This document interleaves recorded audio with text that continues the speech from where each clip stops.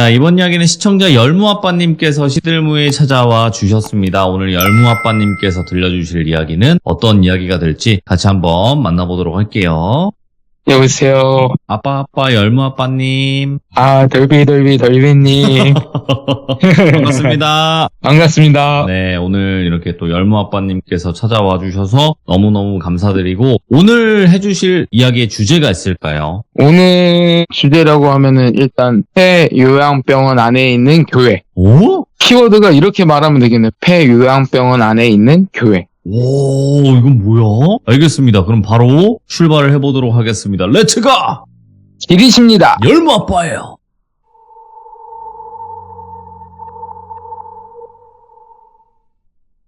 오늘 들려줄 얘기는 지역은 특정은 안 할게요. 그냥 경기 북부 지역이라고만 말씀드릴게요. 양해 부탁드릴게요. 왜냐면 이거 이야기하기 전에 제가 네이버 지도뷰를 봤는데 그 자리에 뭐가 지어졌더라고요. 그래서 장소는 특정하면 안 될 것 같아서 일단 경기 북부라고만 말씀드리겠습니다. 어느 날 경기 북부 쪽에 요양병원이 있었는데 폐업을 한다고 이제 거기 철거한 다음에 모 기업의 투병원? 리조트 같이 회사 직원분들이 와서 세미나도 하시고 그렇게 하는 공간 있잖아요. 그거를 지으신다고 하길래 철거할 기간이 많이 남았는데 외부인들이 그렇게 많이 침입을 해서 사건 사고가 많이 일어난다고 저희 회사한테 경비 업무 좀 맡아달라고 의뢰가 와서 저하고 2명이 같이 갔는데 민석이 수호라고 말할게요. 민석이 수호랑 20일 동안만 근무하면 된다고, 그러면 한 달 월급보다 조금 수당도 더 쳐져서 많이 주신다고 하길래 저희가 그때 코로나 때는 일이 없어서 정말 힘들었었거든요. 그래서 이렇게 말씀하시길래 이게 웬 떡인가 해서 일단 셋이서 내려가는데 내려가는 첫날부터 일이 꼬인 게 내비에 그 요양병원에 주소를 치잖아요. 그럼 내비대로 계속 갔는데 병원에 못 찾겠는 거예요. 계속 가까이 가보면 재탐색합니다 하고 그 길을 못 찾는 거예요. 그래서 그 근처에 마을이 있어서 마을 회관에 가서 어르신들이 계시길래 여쭤봤어요. 저희가 이 땡땡 요양병원에 가려고 하는데 길을 잘 못 찾겠다. 혹시 길 아시면 좀 알려주시면 안 되겠냐 말씀드렸더니 어르신들이 정색을 하시면서 거기 뭐 하러 가냐고, 무슨 짓 하러 가냐고 막 캐물으시는 거예요. 그래서 저희 여기 경비 보려고 일하러 가는 거라고, 딴짓 하러 가는 게 아니라 어르신들 노여 마시고 저희 일하러 가는 거라고. 그 소리 들으시고는 경계심을 푸시고 길을 알려주시고 감사하다고 말씀한 뒤 저희가 나와서 출발하려고 하는데 마을 이장님께서 나오셔서 여기가 요즘에 우리 마을이 외지인들이 너무 많이 들어와서 외지인들만 오면은 경찰차 막 구급차 이거 많이 들어와서 동네가 너무 시끄럽다고. 네. 그래서 어르신들이 외지인만 들어오면 저렇게 경계하는 거라고 이해해달라고. 아니 저희는 괜찮다고, 그러실 수도 있죠 하시면서 이제 출발하려고 하는데 마지막에 이장님께서 하시는 말씀이 그 요양병원 안에 뒤편에 가보면 뭐 하나 있을 건데 거기는 절대 가지마 그러시는 거예요. 대뜸. 예? 이장님 뭐라고요? 그랬더니 그 병원 뒤편에 가보면 뭐 있는데 거기는 가면 안 돼. 예 알겠습니다 하고 그냥 바로 출발했어요. 어르신들이 가르치신 대로 딱 길을 찾아서 갔는데 완전 상중턱에 하나의 요새처럼 4층 건물로 2개로 이루어져 있었거든요. 그 요양병원이. 그래서 문 앞에 딱 들어서는 순간 뭔가 막 무섭다? 산중턱에 이런 건물이 있다 보니까 뭔가 괴리하다? 언밸런스하다라고 생각을 했어요. 진짜 딱 저희 셋이서 딱 봤을 때는 완전 요새였거든요. 그래서 일단 그 민석이랑 수호랑 저랑 업무 시작하기 전에 주변 둘러보면서 지형짐을 파악하려고 하는데 대뜸 이제 민석이가 저희를 불러서 가봤더니 이장님이 말씀하신 대로 병원 뒤편에 뭐가 있더라고요. 그게 교회였어요. 일반 컨테이너보다 약간 큰 거 있잖아요. 샌드위치 판넬이라고 하나? 그거로 지어진 교회가 있었는데 그 교회 색깔이 약간 빨간색? 주황색으로 되어 있는 거예요. 일부러 페인트를 칠하신 건지 아무튼 그 지붕 위에는 십자가가 있고 그리고 그 앞에 뭐 병원 이름 따서 뭐 땡땡 교회 이렇게 써져 있고 그래서 이장님이 여기 들어가지 말라는 건가? 그냥 그렇게 생각하고 지형짐을 다 파악한 다음에 경비초소 가서 CCTV랑 보정기랑 세팅을 하고 이제 회사 팀장님한테 상황 보고를 했어요. 여기 도착했고 CCTV랑 이런 거 다 세팅했고 근데 이 병원 뒤쪽에 이 교회는 뭐냐고 하니까 팀장님이 신경 쓰지 말래요. 네. 어차피 철거될 거니까 신경 쓰지 말고 근무해라. 그래서 알았다고. 그리고 회사에서 공문 내려온 업무 지시사항이 있는데 외부인들이 너무 들어오다 보니까 다른 일은 하지 말되 순찰 같은 거는 1시간마다 순찰을 돌아라. 그런 다음에 순찰 돌고 나서는 바로 본사에 상황 보고해라. 그런 업무 상황이 있어서 그날 밤 10시부터 1시간마다 저희 셋이서 순번 정해서 순찰을 돌기 시작하는데 이게 건물이 4층짜리 건물이 2동이고 또 이게 넓어요. 터가 넓더라고요. 혼자도 순찰하기엔 조금 벅찬데 그래도 인원이 3명밖에 없으니까. 근데 처음에 민석이가 순찰을 나갔는데 민석이가 갑자기 무전이 오는 거예요. 야, 여기 본관 2층인데 검은색 후드티 입은 사람이 나 보고 도망갔다. 너희 CCTV에 뭐 본 거 없냐 했더니 아니, 찍힌 거 없다. 그래서 일단은 제가 민석이랑 합류해서 본관 2층으로 가서 막 사사세 뒤져봤는데 사람 폭배기도 안 보이고 아무런 흔적도 없고, 그래서 혹시나 해서 저는 3, 4층 그리고 민석이는 1층 다시 뒤져봤는데 아무것도 없고, 계속 무전기로 수호랑 무전하면서 너 CCTV에 본 거 없냐 얘기하면서 근데 자기도 본 게 없대요. 그래서 일단은 아무것도 없길래 복귀했고, 그날은 그렇게 무사히 근무를 마쳤고요. 이제 네. 두 번째 날 똑같이 순번 정해서 순찰을 돌기 시작하는데 이번에는 수호가 무전을 안 하고 저한테 직접 전화가 오더라고요. 전화 받았죠. 야, 너 저기 민석이 어딨냐 그랬더니 민석이? 나는 여기 초소에 있는데? 뭐라고? 민석이 초소에 있다고? 그러더니 10초 동안 정말 정적이 흐르는 거 아무 말을 못하고 있는 거예요. 그러더니 말을 떨면서 열무아빠야, 너 잠깐 일로 와보라고. 왜? 아니 일단 와봐. 야, 이거 진짜 이상해. 그러니까 야, 그러면 영상통화로 돌려봐도 뭔데? 그랬더니 영상통화로 딱 돌려서 봤는데 뒷모습이 민성이랑 똑같은 사람이 그 2층 비상계단 앞에서 쭈그려 앉아서 웃고 있는 거예요. 그러니까 웃음소리가 그 영상통화에 들리는 거예요. 뭐지? 해서 민석이는 분명히 저랑 같이 있었거든요. 그래서 일단 민석이한테 말 안 하고 제가 수호랑 합류했어요. 합류해서 그 2층으로 딱 가봤는데 제가 오는 동안에 수호가 놓쳤다는 거예요. 갑자기 비상계단으로 사라졌다고. 공간에 침입한 건 맞다 생각을 해서 민석이한테 야, 너 CCTV 잘 보고 있어라. 수호랑 막 공간부터 시작해서 그 뒤편에 있는 별관까지 다 뒤져봤거든요. 아무것도 못 찾았어요. 분명히 영상통화로는 저희가 봤거든요. 저도 봤고 수호는 직접 목격했고 웃음소리도 그 핸드폰 영상통화에 담겼었고. 와, 예. 그러면 이게 만약에 어차피 폐업한 요양병원인데 만약에 이게 귀신이라면 핸드폰에 이렇게 찍히는 것까지 이해를 하는데 이 웃음소리까지 났다? 전 정말 이해가 안 가는 거예요. 분명 귀신보다는 사람이다. 어차피 여기 건물에 외부인이 많이 침입한다고 했으니 이건 분명히 사람이다 하고 진짜 거의 한 1시간인가 1시간 반인가 계속 수색을 했거든요. 둘이서 수호랑. 그런데 수호랑 저랑 그렇게 찾다가 결국은 못 찾고 복귀하는데 교회 건물 있잖아요. 그 교회 건물을 싹 지나쳐서 오는데 찬송가 반주기 소리 있잖아요. 찬송가 반주기 소리가 살며시 막 작게 들리는 거예요. 근데 저도 들었고 수호도 들었고, 그래서 교회에 들어가기에는 수호랑 저랑 무서운 거 있잖아요. 분명히 사람을 목격을 했고 했는데 껍데기도 안 보이고, 근데 갑자기 그 교회 안에서 찬송가 반주기 소리가 들린다. 이상하잖아요. 그래서 겁도 나고 하는데 일단은 그 안에 혹시나 사람이 있을 수도 있으니까 교회 문을 열었어요. 당연히 아무것도 없었어요.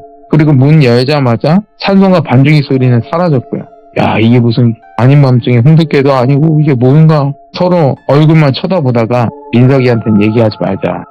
우리만 알고 있자. 그리고 복귀하고 그날은 그렇게 다사다난하게 업무를 끝냈고요.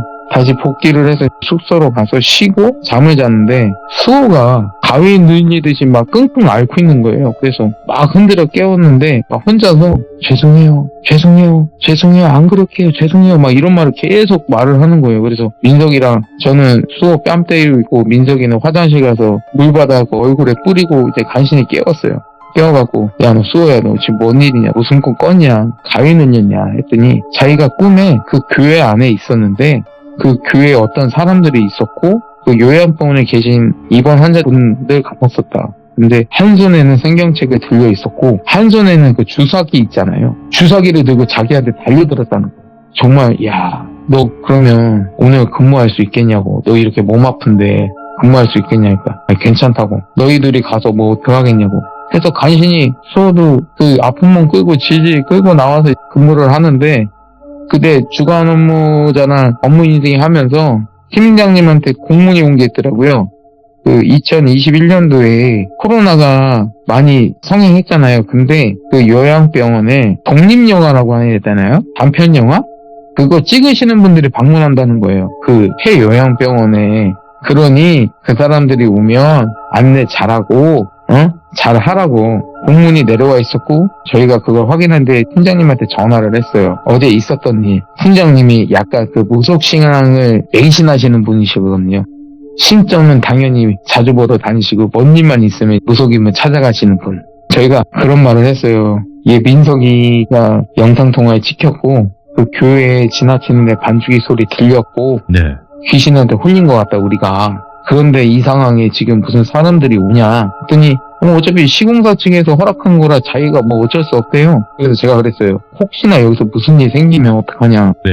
당장 어제 이런 일이 벌어졌는데 이 사람들 와서 무슨 일이 일어나면은 어떻게 책임질 거냐 했더니 저한테 야 그런 일 아니라는 게 니네가 잘해야지 얄밉게 그렇게 얘기를 하는 거예요. 이거를 때려칠 수가 없고 속으로 참으면서 알겠다고 일이니까 네. 알겠습니다 팀장님 하고 전화 끊고 한 밤 9시쯤에 이 촬영팀이 오셨는데 총 12분이셨어요. 근데 코로나 때문에 이게 몇 명 이상 모이면 안 되잖아요. 그래서 팀을 나눠서 병원 안에 들어가서 촬영하기로 했어요. 이게 다 같이 들어가서 촬영을 하는 게 아니라 배우분들이랑 간단하게 카메라 감독님하고 그다음에 감독님들 이렇게 나눠서 팀 나눠서 다 같이 들어가면 안 되니까 그렇게 하기로 해서 촬영이 시작되는데 초반에는 촬영이 잘 됐어요. 잘 되고 독립영화 감독님이 저한테 오셔서는 저 교회는 뭐냐고 했더니 저희는 여기 요양병원 저희가 왔을 때부터 있었던 교회라고 근데 저기 안 들어가시는 게 좋을 것 같다고 그러더니 그 독립영화가 주제가 약간 오컬트적인 영화였더라고요. 그 감독님은 그 감독님들의 고집이 있잖아요. 딱 이 장소면은 어떤 그림이 나올 거다. 이 장소에서는 무조건 촬영을 해야 된다라는 그런 고집이 있잖아요. 그 감독님이 거기에 꽂히신 거예요. 아하. 근데 저하고 수호는 진짜 막 말렸거든요. 안 된다고. 그래서 어제 있었던 일도 말씀을 드렸어요. 말씀을 드렸더니 감독님은 박수 치면서 좋아를 하시는 거예요. 자기가 바로 이런 걸 원했다고. 그래서 저하고 수호는 이거 미친 사람인가. 우리가 귀신에 홀렸다는데 여기가 자기가 바랬던 장소라고? 하시고는 일단은 그 배우분들이나 촬영팀이랑 다 상의를 하고 그 교회로 들어가겠다고. 저하고 수호는 문 앞에서 문을 막으면서 말렸거든요. 다시 한번 생각해 보시라고. 여기는 진짜 아니라고. 그래서 끝까지 감독님이 밀어붙이시길래 어쩔 수 없이 교회 문을 열어드렸거든요. 저희가 문을 거기 잠가놨었거든요. 아무도 못 들어가게 문을 열어드리고 저희는 어제 겪은 게 있잖아요. 살짝 빠졌어요. 뭔 일이 일어나면 우리한테 연락이 오겠지. 촬영을 시작한 지 한 2시간 지났나? 2시간이 지나도 아무런 연락이 없어요. 그래서 이거 그분들한테는 아무 일이 안 일어나는구나. 우리한테만 그런 일이 일어났었구나 생각했어요. 근데 거기 카메라 감독님 그 영화 스태프들한테 저희가 무전기를 나눠드렸어요. 혹시나 무슨 일 있으면 무전하시라고. 근데 2시간 지난 뒤에 이게 무전기에서 노이즈 소리 있잖아요. 찌직찌직 거리는 소리와 함께 어제 저희가 들었던 찬송과 반주기 소리, 민석이랑 수호랑 저랑 셋이서 초소 안에 있었는데 무전기에서 그런 소리가 들려 나오는 거예요. 와, 순간 셋이서 소름이 쫙 끼쳐갖고 셋이서 교회로 달려갔어요. 교회로 달려갔는데 그 촬영팀 분들 5명 나눠서 들어가셨거든요. 네. 근데 그 촬영팀 5명이 교회 문 앞에 쓰러져 계시고 문을 열고 들어갔는데 나머지 촬영팀 5분이 무릎을 꿇고 두 팔을 하늘로 올려서 눈물을 흘리시면서 뭐라고 막 소리 지르면서 왜? 그런 행동을 하시고 계셨어요. 그래서 이게 뭐지? 다가갔는데 이미 눈에 초점은 없고요. 계속 우시면서 두 팔을 하늘로 벌리면서 막 접신하듯이 있잖아요. 예. 막 무슨 뭐라고 알아들을 수 없는 소리를 막 하시면서 저희가 흔들어 깨워봐도 정신 못 차리시고 저희가 말리려고 달려들었는데 저희 민석이나 수호나 저나 약간 피지컬이 커요. 민석이나 수호는 거의 몸무게가 100kg 넘게 나가고 예. 그래서 힘으로 말리면 말려지는데 저희가 힘에 붙이는 거예요. 못 말리겠는 거예요. 그 행동을 멈추려고 했는데 저희가 나가 떨어지는 거예요. 그래서 이건 사고다. 바로 팀장님한테 연락드렸죠. 팀장님 지금 이 영화팀들이 이러고 있다. 우리는 말릴 수도 없고 우리가 힘에 붙인다. 그러면 경찰에 신고하고 구급차를 불러라. 알겠다. 경찰에 신고를 했고 사후 설명을 드리고 구급차들도 불렀어요. 다치신 분들도 있으니까. 해서 그분들이 출동하셔서 그분들 다 말리고 끌어내고 교회에서 끌어내니까 그 행동들이 멈추더라고요. 끌어낸 뒤에 기절하시고 그 10명이 다 구급차에 실려가시고 그 다음날 팀장님이 내려오셨어요. 내려오셨는데 너희는 괜찮냐? 우린 괜찮은데 내가 분명히 말하지 않았느냐? 이거 이 일 생긴다고. 우리가 분명히 그 일을 겪었고 했는데 왜 우리 말 무시하고 사람들 들여보냈냐? 저 사람들 무슨 일 생기면 팀장님이 책임질 거냐? 했더니 일단 자기랑 어디 같이 가재요. 어디 같이 가요? 이래야지. 그랬더니 너희 대체하라 인력 파견할 테니까 며칠 동안은 쉬고 나 따라오라고. 그래서 팀장님 따라서 저희가 맨 처음에 들렸던 마을 있잖아요. 그 마을로 갔어요. 마을로 가서 아직도 기억이 나는데 검은색 초가 지붕 있잖아요. 그게 흔하진 않잖아요. 검은색으로 된 초가지. 그 집으로 들어갔어요. 들어갔는데 60대로 보이는 할아버지는 아니고 아저씨 정도? 중년의 아저씨분이 한복을 입고 저희를 기다리고 계시더라고요. 근데 저희는 그게 처음에 무당집들은 오색천들이 깃발로 해서 꽂혀져 있잖아요. 근데 그 집에 들어갔을 때는 그런 것도 없었고요. 예를 들어서 무당집에서 나는 향냄새나 이런 것도 안 났고 그냥 집이었거든요. 일반적인 집이었는데 제가 딱 들어가는 순간 딱 보이더라고요. 그 아저씨 뒤에 어떤 분이 서 계시고 저희를 보자마자 코를 막으시고 헛구역질을 하시는데 일단 바깥에 나가라고. 바깥에 나갔는데 아저씨 분이 나오셔서 소금팥은 아니고 그 잡곡이라고 해야 되나? 네. 오곡이라고 해야 되나? 그거를 막 저희한테 뿌리시는 거예요. 뿌리고 한 10분 동안 진짜 거의 쌀 10kg 정도 되는 약을 막 뿌리시는 거예요. 진짜 아프더라고요. 아파요. 10분 동안 그걸 맞고 이제 멈추신 다음에 저희를 집 안으로 들이시는데 안에는 뭐 법당이나 신당은 없었고요. 일단 그분 방으로 들어가서 앉아서 얘기를 했어요. 너희 혹시 뭐 그 병원에서 혹시 뭐 죽은 거 있냐? 아니 나는 없다고. 수호도 없다고 했는데 민석이 놈이 십자가 목걸이 있잖아요. 그거를 그 본관 2층에서 그거를 주운 거예요. 그게 약간 금으로 돼 있어 비싸 보이더라고요.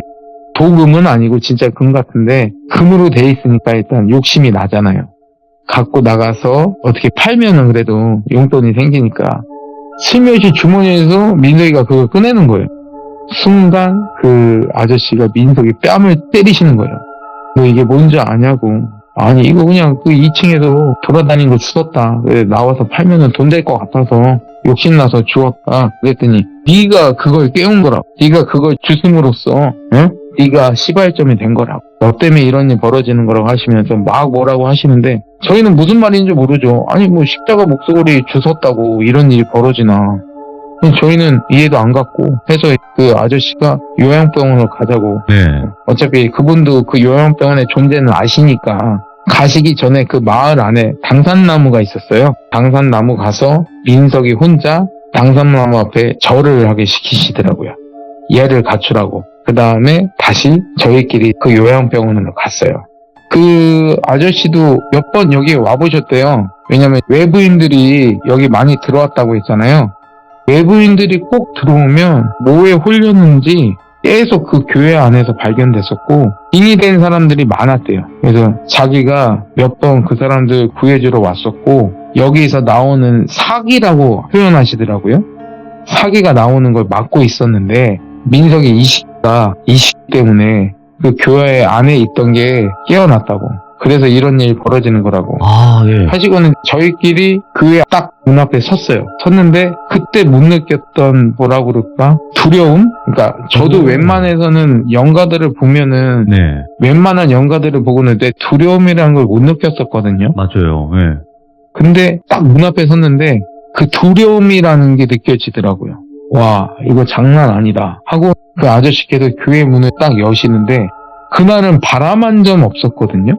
문을 딱 여는 순간 그 교회 안에서부터 바람이 문 밖으로 확 부는데 저희 머리카락이 흔들릴 정도로 바람이 싹 불더라고요. 바람이 싹 불면서 그 안에서 역겨운 냄새? 근데 수호하고 민석이는 못 맡더라고요. 팀장님이랑은.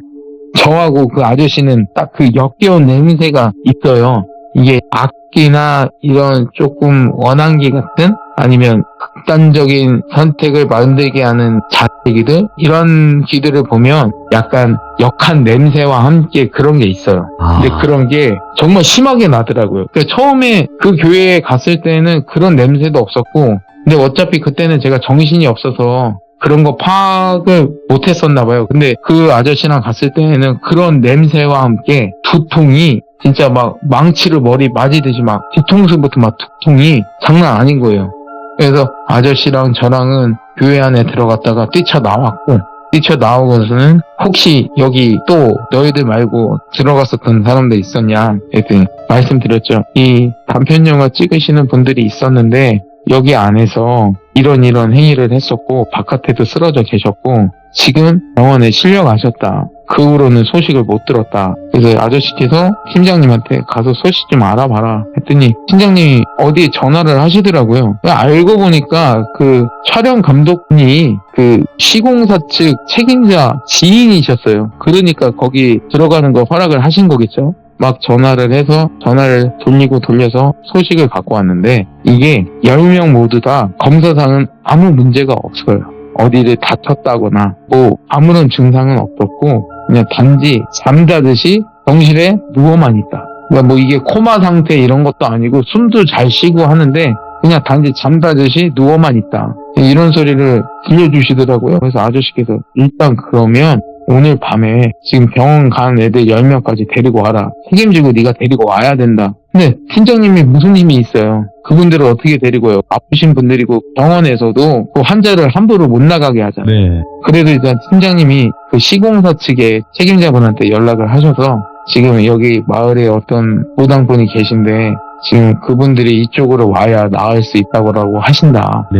그러니 조금 힘 좀 써달라. 그렇게 말씀하시길래 그날 밤에 개인적으로 운영하는 응급차 있잖아요. 개인 응급차. 네. 그거를 대절을 해서 그 다음에 그 10명 모두 그 차에 대절을 해서 거기 교회로 모시고 오셨고 그 다음에 그 무당분 아저씨분하고 다른 무당분 3명하고 그 다음에 악사까지 오시더라고요. 그 다음에 그 제사상을 차려주시는 그 도와주시는 도우미분들. 근데 딱 봤을 때 귀족님들이나 돌비님들 딱 보시면 교회 앞에서 구판을 벌린다는 게 언밸런스 하잖아요. 예? 교회 앞인데 그 앞에서 구판을 벌린다. 그렇지, 이상하지. 참 언밸런스 한데 사람들은 살리고 봐야 되니까 악사분들이 딱 음악을 시작하시면서 아저씨 그리고 따로 오신 무당분들이랑 각자의 무구를 들고 그 앞에 젊은 무당 여성분이 계셨어요. 네.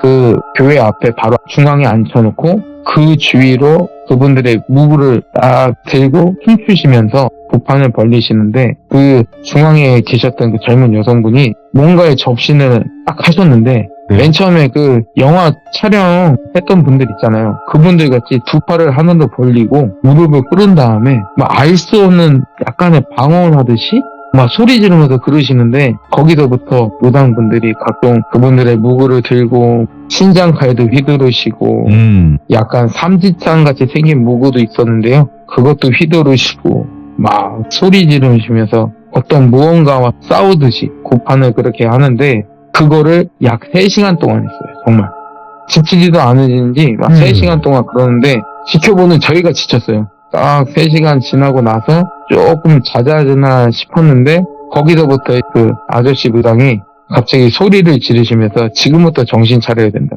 지금부터 본게임 시작이라고 하시는데 폴더가이트 현상이 이게 저절로 물건이 움직이거나 문이 열리거나 하는 현상을 말하는 거잖아요.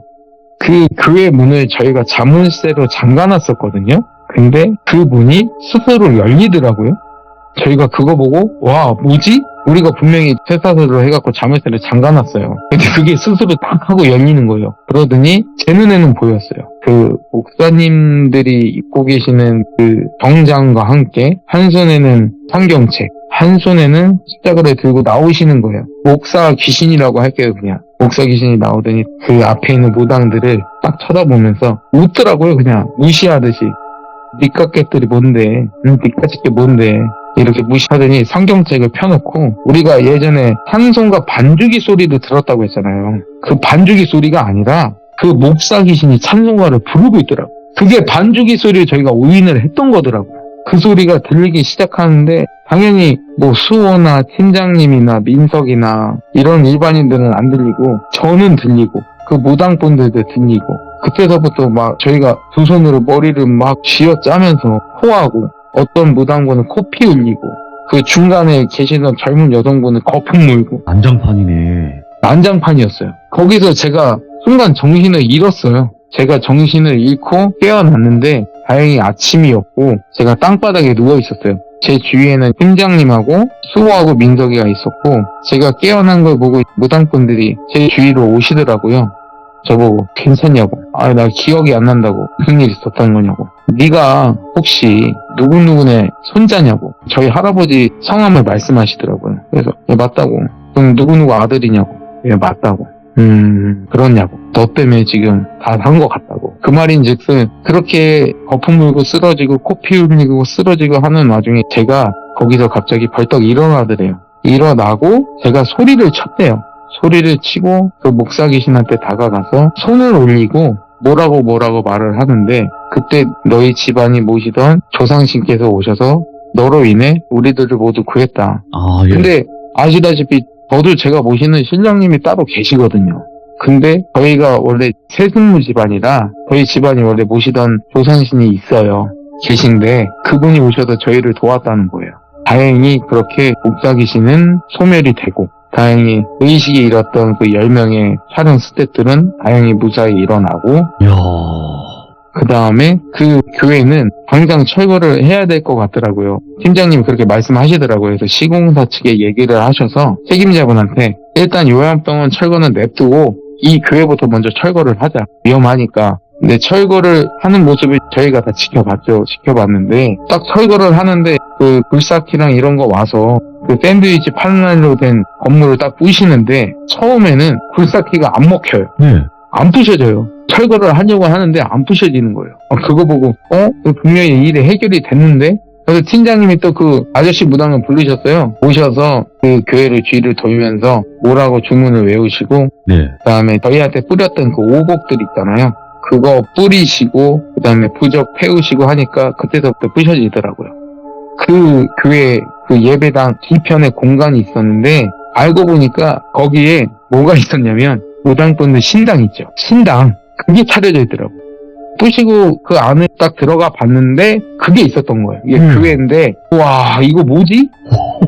이거 뭐지? 그러면 이 목사라는 영가가 신내린을 받았던 무당인가? 분명히 목사처럼 행동을 했는데 그러면 이게 무당령이었나? 그래서 우리가 힘도 못 썼나? 막 그 생각이 들면서 저희는 일단 여기 근무를 못 한다고 발을 뺐어요. 팀장님이 저희 빠진 자리에 다른 사람을 채워 넣겠죠? 근데 일주일을 멀다 하고 사람들이 일 못한다고 다 도망 나왔대요. 예. 그 교회는 철거가 됐지만 그 요양병원 안에서 저희가 맨 처음에 목격했던 민석이 닮은 영과 영상통화에 찍혔다고 그랬잖아요. 교회는 철거됐지만 그 요양병원에 영가는 남아있었나 봐요. 귀신 봤다고 더 이상 여기서 일 못한다고 그래서 다 도망 나왔대요. 팀장님이. 그러시고는 돌고 돌아 저희한테 다시 전화가 오신 거예요. 저희는 며칠 버텼잖아요. 돈 2배로 더 줄 테니까 어차피 10일밖에 안 남았다. 네. 너네가 근무 좀 해주면 안 되겠냐. 저하고 수호하고 민석이하고 팀장님한테 쌍욕을 받았어요. 쌍욕을 받고 전화를 끊었어요. 그러고 나서 팀장님은 지방에 좌천되셨고요. 팀장에서 좌천된 거죠. 일반 직원으로. 그런 일을 벌였기 때문에. 그리고 팀장님도 거기서 무슨 일이 있었던 건 알았나 봐요. 네. 알았고 우리가 그런 일을 겪으니까 알아서 그 마을에 있는 무당 아저씨한테 자연스럽게 데리고 갔고 그러니까 모든 일을 알고 있는 상태에서 우리는 그런 일을 당한 거죠. 그게 본사한테 보고가 되고 팀장님은 좌천되고 그리고 난 다음에 그 요양병원은 10일 뒤에 무사히 철거가 됐고 지금은 제가 네이버 지도뷰를 찾아봤거든요. 리조트 같이 뭐가 들어섰더라고요. 산 중턱이다 보니까 이 밑에 댓글 보니까 뭐 뷰가 좋다 이런 후기도 많이 남아 있었고 일단은 영가가 안 나오니까 이런 후기가 남겠지. 일단 이렇게 이번 시참 사연은 마무리가 되는데요. 그 후로 민석이가 네. 그 교회에서 한번 딱 지휘가 됐었거든요. 그러니까 저희는 몰랐어요. 민석이가 추후에 저희한테 말하기를 자기도 귀신에 뭐 흘린 것처럼 딱 일어나 보니 교회 안에 있었는데 분명히 저를 봤다는 거예요. 열무아빠 너 봤다고. 너한테 말 걸었는데 너 막 무릎 꿇고 두 손 하늘로 치켜 세우고 뭐라고 막 지도만 했다고. 그거 보고 깜짝 놀랐는데 다시 초소 안에 들어보니 네가 있길래 자기가 귀신을 봤구나. 예. 근데 또 저희들 생각해서 그런 얘기 하면은 겁내고 막 두려워할까봐 얘기는 안 꺼냈었다고. 자기도 봤다고 예. 얘기를 하더라고요. 수호도 민석이 영가를 받고 민석이도 저 닮은 영가를 목격을 한 거죠. 와, 정말 그때 생각하면 지금도 와, 술자리 하다 보면 이 안주거리도 가끔 이 얘기 해요. 그때는 소리가 그랬지 막 아닌데, 무섭다. 네, 열무 아빠님께서 또 거의 레전드 이야기를 들려주신 거거든요. 아, 근데 진짜 너무너무 섬뜩하게 또 상황 설명 하나하나 등장인물도 여러 등장을 했는데도 불구하고 이야기 너무 잘 들려주셔서 다시 한번 감사드립니다, 열무 아빠님. 예, 감사합니다, 돌미님. 네, 고맙습니다. 예, 고맙습니다. 자, 이번 이야기, 시청자가 들려주는 무서운 이야기, 바로 열무아빠님께서 시들무에 찾아와 주셨습니다. 열무아빠님은 굉장히 다양한 귀신에 관련된 이야기를 들려주시는 분인데, 오늘은 어떤 이야기로 찾아와 주셨을지 같이 한번 만나보도록 하겠습니다. 여보세요. 열무아빠님을 뵙습니다. 돌미님을 찬양합니다. 저를요?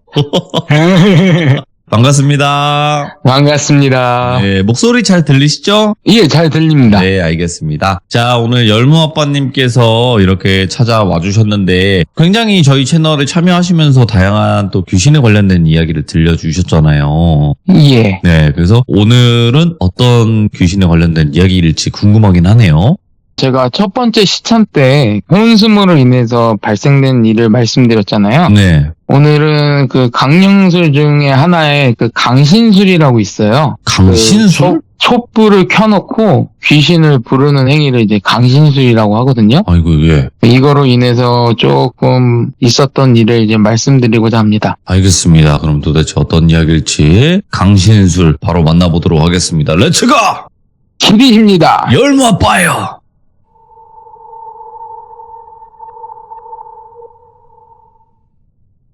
오늘 이야기는 얼마 되진 않은 이야기예요. 한 1년 전에 이맘때 있었던 일인데요.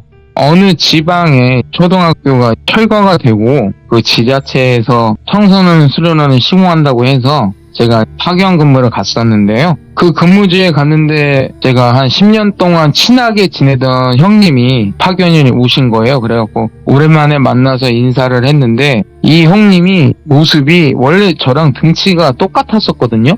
근데 물어보니 몇 달 사이 살이 30kg가 빠졌더라고요. 몸무게가 많이 빠져있고 그 다음에 굉장히 막 남자답고 그런 성격 있잖아요. 연예인 중에 우리 김보성님처럼 막 의리 외치면서 그 호탕한 성격 가지고 계셨는데 만나보니까 또 성격도 소심하게 바뀌어져 있고 그 다음에 제일 문제가 됐던 게 원래는 형님이 참 밝은 기운을 가지고 계셨는데 그 역한 기운이라고 해야 되나? 그런 기운이 몸에서 뿜어져 나오고 있었어요. 처음 딱 만났을 때는 형님 피해서 화장실로 달려갔었어요, 제가. 심하게 구역질이 나와서. 그리고 또 이번 근무는 야간 근무만 하는 거라 밤에 근무하는 거잖아요. 근데 형님이 이런 모습이니까 굉장히 제가 걱정이 됐는데 일이다 보니 그날 인사하고 야간 근무를 시작하게 됐는데 이 형님을 돌비 형님이라고 말할게요. 이 돌비 형이 밤 10시부터 뭔가 막 불안하듯이 안절부절 못하고 밤 12시에 형님이 순찰 도는 당번이어서 나가셨는데 한 20분 뒤에 무전기에서 노이즈 소리 있잖아요. 그게 들리면서 꼭꼭 숨어라 머리카락 보일라 이 소리가 들리는 거예요. 어린아이 목소리로. 그래서 제가 달려갔어요. 그 학교 2층으로 막 달려갔어요. 달려갔는데 형님이 계속 혼자서 꼭꼭 숨어라 머리카락 보이려면서 교실 문을 하나씩 열어 제끼고 있는 거예요. 뭘 찾듯이. 그래서 제가 깜짝 놀래갖고 형님의 팔을 딱 잡았어요. 잡았는데 그 순간 아무 일 없다는 듯이 절 쳐다보고는 열무 앞에 너 여기 왜 있냐? 그러시더라고요. 그래갖고 아니 형님이 무성기로 이상한 소리 하고 있어서 달려와 봤다니까. 아니 나 아무 일 없어. 그러고 난 뒤에 초소로 혼자서 복귀하는 거예요. 그래서 제가 그 열어 제낀 교실문을 싹 보니까 어린애들이 절 보더니 숨더라고요. 이 어린애들이 왜 날 보고 숨지? 분명히 이건 형님한테 뭔가 빙이 냈었던 것 같은데 순식간에 제정신이 돌아오는 것도 이상하고 그래서 형님한테 갔죠. 같이 초소로 가서 형 기억 안 나요? 그랬더니 무슨 소리야, 아무 일도 없었다고. 형님이 기억 못하네? 그래서 괜히 형님 겁주기 싫어서 넘어갔고, 또 그 다음날에 또 야간 근무가 시작됐어요. 전날에 그런 일도 있었기 때문에 순찰에서는 형님을 다 빼고, 형님은 여기 초소에서 그냥 의자에 앉아 있어라, 순찰은 내가 다 돌겠다 하고 나서 순찰을 제가 계속 돌다가 마지막 순찰, 새벽 3시 때 순찰 도고 초소에 들어왔는데, 바깥에 그 초등학교 옆에 놀이터가 있잖아요. 저희 초소가 그 앞에 있었어요. 놀이터에서 형님이 혼자 그네 타면서, 그리고 또 혼자 시소 타고 막 뛰어놀고 있는 거예요. 그 전에 형님이 기억 못했었잖아요. 그래서 제가 핸드폰으로 딱 동영상으로 찍어놨어요. 찍어놓고 형님한테 달려갔어요. 달려갔는데 갑자기 형님이 또 갑자기 정신을 바짝 차리시는 거예요. 아무 일 없다는 듯이. 그러더니 왜 여기는 구름과자 필요하냐? 그랬더니 아니에요 형님이니까. 그래? 알았어 하고 초소에 들어가시고, 제가 그 놀이터를 가만히 봤어요. 근데 어린애들이 저를 또 보고 숨었더라고요. 그래서 제가 나오라고 그랬어요. 나오라고 하고, 너 왜 자꾸 사람들한테 장난치냐 그랬더니 죄송하다고, 다신 안 그러겠다고 하고 나서 갑자기 신령님이 나타나시더니 애들 머리를 쓰다듬으면서 가서 놀으라고, 가서 재밌게 놀으라고 하고, 신령님이 말씀하시기를 얘네들이 문제가 아니다, 저놈이 문제다. 그래서 제가 초소로 달려갔어요. 달려가서 지금까지 형님께서 이제 놀이터에서 놀았던 그 동영상을 보여주면서, 형 지금 뭐해? 홀린 듯이 이거 지금 이게 뭐 하는 짓이냐? 예. 봐라. 형님이 기억 못 하는데 지금 형님이 하는 짓을 봐라. 그네 타고 시소 타고 누구랑 얘기하듯이 막 소리 지르면서 놀고 있고. 이거 뭐냐? 형이 말해봐라. 형 살 빠진 것도 그렇고, 갑자기 형님이 이렇게 불안해하는 모습 보이는 것도 그렇고, 밤만 되면 뭔 일이 있는 것 같다, 말해봐라. 그랬더니 형님이 말씀하시기를, 형님한테 딸이 2명 있어요. 네. 이제 큰딸 20살의 은영이라고 하고, 막내는 저희 열무랑 동갑이에요. 근데 이 은영이라는 아이가 여름에 몇 달 전에 친구들이랑 강원도 계곡으로 놀러 갔었대요. 놀러 갔다가 와서부터 은영이가 그날 밤부터 밤에 가위 눌리고 소리 지르고, 그리고 얼마 뒤부터는 네 발로 기어다니면서 소리 지르고, 그리고 생선이나 고기는 익히지 않은 채로 막 허겁지겁 먹고, 그 다음에 방에 들어가서 씻지도 않고 혼자서 막 중얼거리고. 그래서 제가 이 말을 듣고는 이건 분명히 빙인데, 그래서 제가 그랬어요. 형님한테, 형 혹시 무당한테 갔던 적 있어요? 그랬더니 돌비형 어머니가 아신 분을 통해서 소개를 해주셨대요. 그 무속인분을 찾아갔는데, 그 무속인분께서 말씀하시기를, 네 딸은 신병 걸린 거다. 그러니 신내림 받아야 네 딸도 그렇고 네 막내도 그렇고 마누라도 그렇고 살 수 있다. 근데 이때 문제가 뭐였냐면, 막내딸도 학교 갔다가 하교하다가 뺑소니 사고를 당해서 병원에 입원해 있었고요. 형수님도 공장에서 일하시다가 계단에서 발이 걸려서 잘못 굴러떨어지셔갖고 또 병원에 입원해 계시고, 이런 상태니까 형님은 이 무당분 말씀을 그냥 쉽사리 넘기진 못하고 계셨던 거예요. 그래서 이런 집안 상황에도 돈 벌려고 일하러 나오신 거예요. 이게 보통 이제 신내림이라는 곳이 돈이 많이 들잖아요. 그래서 그 집도 원래 자가였는데 급매로 내놨고, 그 다음에 돈이 모자랄 것 같아서 이 힘든 상황에서도 일을 나왔던 거고. 그래서 알았고, 이거 야간 근무 끝나고 바로 집으로 가자고, 형네 집으로 가자고 내가 팀장님한테 말해 놓을 테니까 우리 그 다음날 야간 근무는 하루 쉬자고, 다른 사람 대체 인력 보내달라고 할 테니까. 그래서 아침에 바로 집에 갔어요. 집에 문을 딱 열고 들어갔잖아요. 근데 온 집안에 제가 맨 처음에 돌비 형한테 느꼈던 그 기운과 함께 귀치라고 하죠. 완전 무슨 음식물 썩은 내보다 더 심한, 그러니까 말로 표현하지 못한. 그래서 저는 바로 화장실로 들어가서 토하고 다시 나와서 은영이 문 앞에서 제가 신령이께 여차하면 도와달라, 나 지금 죽을 것 같다, 나 지금 이렇게 버티는 것도 용하니까 여차하면 도와달라 하고 문을 딱 열었는데, 그 문을 열고 은영이 모습을 딱 봤는데 그냥 한 명의 거린, 머리는 그냥 기름으로 떡져가고 프로에 쳐있고, 몸도 씻지 않았으니까 옷도 그냥 그대로 계속 입고 있었고, 뭐 옷에선 언제 묻었는지 모를 오물이 묻어져 있고, 입에는 무슨 계속 뭐를 토했나 봐요. 구토물이 굳어서 묻어져 있는 상태 있잖아요. 그런 모습이었어요. 그래서 저는 그거 다 무시하고 다가갔죠. 다가가서 머리에 손 얹고 신령님한테 잠깐이라도 정신 돌아오게 해달라고, 잠깐이라도, 그래야 좀 대화를 나눌 수가 있잖아요. 그렇게 하고 몇 분 뒤에 갑자기 은영이가 정신이 잠깐 돌아왔어요. 잠깐 돌아오더니 돌비 형한테 안겨서 울기 시작하는 거예요. 무섭다고, 저 사람이 나 죽이려고 한다고. 손을 가리킨 것을 봤거든요. 근데 제 눈에는 안 보여요. 이상하다. 그럼 아직 은영이 몸 안에 있는 건데? 그래서 은영이가 정신 돌아왔길래 물어봤어요. 놀러가서 뭔 일 있었냐고. 누가 널 죽이려고 하는 거냐고 했더니 하는 말이 친구 2명하고 놀러 갔었대요. 그 친구들하고 강원도 계곡으로 놀러 갔었는데 친구들이 놀러 온 기념으로 유튜브 영상을 하나 찍자고 해서 자기네들이 서치를 딱 해봤나 봐요. 강원도 계곡 근처에 있는 흉가를 딱 갔어요. 카메라를 은영이한테 맡겨놓고 둘이서 유튜브가 한번 찍어보겠다고. 강신술이라고 제가 아까 설명드렸잖아요. 이 두 사람 앞에 초를 2개 켜놓고 인터넷에서 딱 검색을 해봤나봐요. 어디서 이상한 주문을 외우듯이 막 둘이서 주문을 외웠대요. 근데 촛불이 갑자기 꺼지고 아무 일도 안 일어났대요. 그러니까 촛불이 잠깐 둘 다 꺼진 거예요. 켜놨던 촛불이 꺼지고 아무 일이 안 일어나니까 다시 라이트 켜고 거기서 끝난 게 아니라 우리가 잘 아는 분신사바 있잖아요. 강령술을 2개를 한 거예요. 강신술하고 분신사바하고 했는데 아무 일이 안 일어나고 그냥 갑자기 라이트가 갑자기 꺼졌대요. 그러니까 예? 촛불이 꺼지고 라이트가 꺼진 거예요. 근데도 얘네들은 심각성을 몰랐던 거죠. 그냥 그 상태로 만약에 비방이라도 했다면, 예를 들어서 우리 서로 몸에 소금을 뿌렸다던가, 보통 이런 거를 하다 보면은 이런 거를 했어야 됐는데 만약에 했더라도 악기였으면 안 됐겠지만 그래도 비방을 했더라면 조금 낫지 않았을까 생각을 했는데, 아무튼 이렇게 해놓고 그냥 숙소로 와서 잠을 자고 그 다음날 그냥 각자 집으로 갔대요. 집에서 오고 나서부터 그날 밤부터 악몽이 시작됐대요.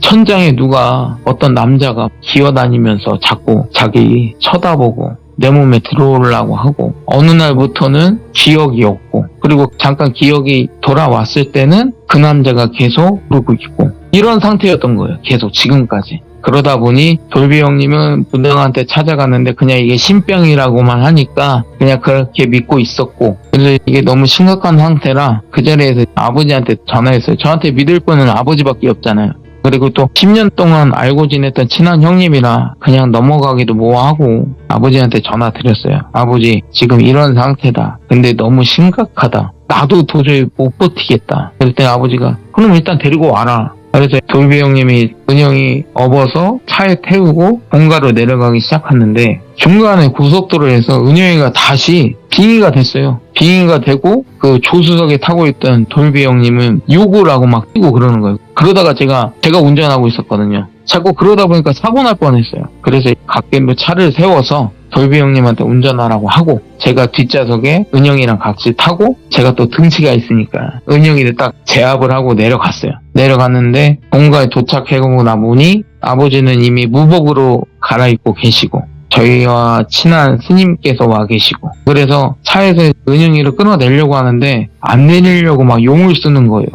아예 안 내리려고 막. 그런데 그 모습을 보고 스님이 조심히 다가오시더니 차 안에 타고 은영이한테 뭐라고 하시면서 그냥 은영이를 안고 그냥 나오시더라고요. 근데 은영이는 그때 반항도 안 하는 거예요. 그렇게 막 우리 때리고 막 욕하고 그랬으면서. 그래서 은영이를 안고 저희 본가 마당에 중앙에 앉혀놓고, 그때서부터 아버지가 구술 시작하시는데, 저희 아버지가 구술하시면서 그렇게 힘들어하시는 모습은 처음 봤어요. 굳이 시작되고 중간쯤 갔는데 아버지가 막 저는 무슨 땀으로 목욕하시는 줄 알았어요. 온 무복에 땀으로 딱 쪄들었어요. 그리고 끝날 때쯤 되니 아버지가 코피를 흘리셨어요. 이때까지 여러 일이 있었지만 아버지가 이러신 모습은 처음이었거든요. 그러시고 나서 아버지가 마지막에 은영이 안에 있던 악기를 딱 끌어내셨는데, 그 모습이 그냥 하나의 걸기예요. 그냥 너덜너덜한 한복도 아니고 뭐 이상한 하얀색 옷이 있잖아요. 근데 그 하얀색조차 뭔가 쪄들어서 막, 아무튼 그거에다가 머리는 산발되어 있고 눈은 완전 검은색, 그리고 입은 어떤 오물을 막 계속 씻고 있었고요. 그 악기가 나오자마자 스님이 봉인을 하셨어요. 아버지는 그 뒤로 거의 한 보름 동안 몸져 누우셨거든요. 못 일어나셨어요. 식사도 못 하시고. 예. 병원도 가봤자 어차피 몸에 이상 없다고만 할 게 뻔하니까 보름 동안 누워 계시고 일어나셔서 은영이 불러라. 그때는 은영이가 절에 가 있었거든요. 스님이 데리고 갔었어요. 당장은 빙의 치료 해야 돼갖고. 절에서 은영이를 데리고 오셔서 아버지가 은영이한테 말씀하셨어요. 은영아, 너 혹시 거기서 이것만 한 게 아니지? 라고 말씀하셨어요. 아니라고. 자기는 그것만 했다고. 여기서 똑바로 말을 해야 된다고. 아닐 건데 솔직히 말해. 그랬더니 얘네들이 마지막에 분신사발을 할 때 그 가운데에 강신술 하려고 해놨던 그 물그릇이 있었나 봐요. 이 정신 나간 두 친구가 거기다 피를 탔던 거야. 그러고 나서 그거 갖다가 그 붓인가 뭔가에 묻혀서 우리 그 분신사다 보면 종이에다가 막 표시하잖아요. OX 뭐 그거를 그렇게 했던 거야. 그러니까 피로 했던 거야. 그거 펜으로 한 게 아니라. 그러니 당연히 그냥 일반적인 객기나 이런 거로 끝날 것 같다가 완전 이상한 걸기가 들렸던 거죠. 네. 그래서 다행히 그 피에는 은영이 피가 없었기 때문에 이 정도로 끝난 건데 아마 이 두 친구는 아버지가 예상하기로는 무사하지 못했을 거다. 이 두 친구가 무사하지 못한 게 아니라 가족들이 아마 심하게 다쳤거나 뭔 일이 일어났을 거다 해서 그 자리에서 은영이한테 전화해봐라. 두 친구한테 전화해봐라. 그래서 전화를 딱 돌렸어요. 예. 그 친구 전화로 친구들이 받는 게 아니라 걔네 아버지들이 받더라고요. 전화를 받아서 제가 누구누구 친구 은영인데요. 누구누구 있어요. 그랬더니 지금 병원에 있대요. 어디 병원이요? 그러니까 정신병원 폐쇄병동에 입원해 있다고. 그러면 혹시 집에는 아무 일 없나요? 물어봤더니 어머니하고 그 동생들하고 지금 돌비형님네 같이 어머니하고 동생들이 많이 다쳤대요. 똑같은 상황이잖아요. 그러고 나서 아마 이 둘은 버겁다 보니 바로 정신과 병동으로 보내고 그래서 제가 아버지한테 물어봤어요. 그러면 은영이처럼 아버지가 나서서 조금 도와주시면 안 되겠냐고 했더니 이거는 피부정이 껴서 아버지도 어떻게 못한대요. 그리고 그럴 몸 상태도 아니고 지금 은영이는 거기 그 자리에서 은영이가 했던 건 없었기 때문에 간신히 빼낼 수 있었던 거고 이 걸기뿐만이 아니라 이 둘한테는 다른 악귀가 붙었을 거다. 더 심한 게 피부정을 했기 때문에 은영이한테는 그냥 지나가던 악기라고 그러죠. 걸기가 붙었을 뿐이고 그 강령술 자리에 있었기 때문에 이 두 친구는 직접 당사자들이라 아버지도 도저히 하시더라고요.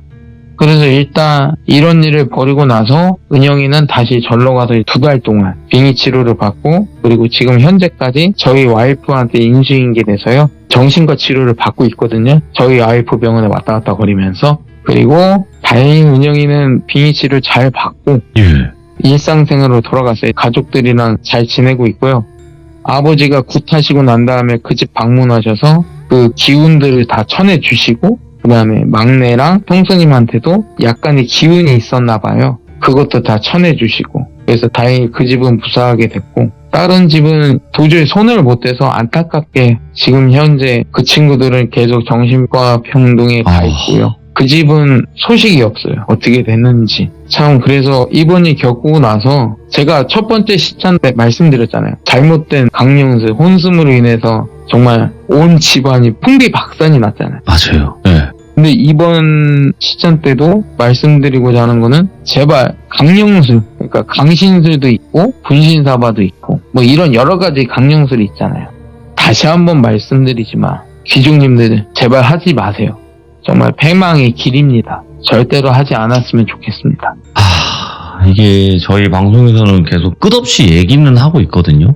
그럼요. 근데 이렇게 이야기를 듣고 나서 호기심이 생겨서 할 수도 있어요, 사람들이. 근데 저희는 해봐라라는 뜻에서 얘기하는 게 아니라 하지 말라고 얘기하는 거거든요. 그렇죠. 예방 차원에서 이런 일도 있으니까 제발 하지 마라.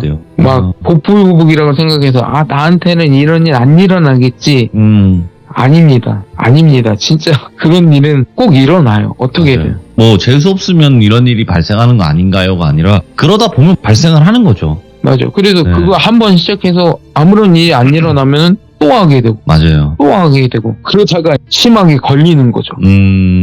아무튼 오늘 열무아빠님께서 또 이런 사례를 들고 와주셨고 오늘 이야기를 듣고 좀 더 많은 사람들이 이런 건 절대 그냥 뭐 이야기 듣는 걸로 만족을 해야지 직접적으로 하면 안 되겠다 이런 생각을 하셨으면 좋겠네요. 너무 고생 많으셨습니다, 열무아빠님. 예, 감사합니다. 네. 자, 오늘 열무아빠님께서 처음으로 해주신 또 강신술, 우리가 강령술 같은 거는 많이 들어봤었는데 이번에는 또 강신술이라는 장르의 이야기였거든요. 근데 강령술이나 강신술이나 둘 다 매한가지입니다. 뭔가 귀신을 불러들임에 있어서 뒷일을 생각을 안 해요, 사람들이. 그래서 절대 하시면 안 되는 걸로 다시 한번 말씀드립니다. 감사합니다.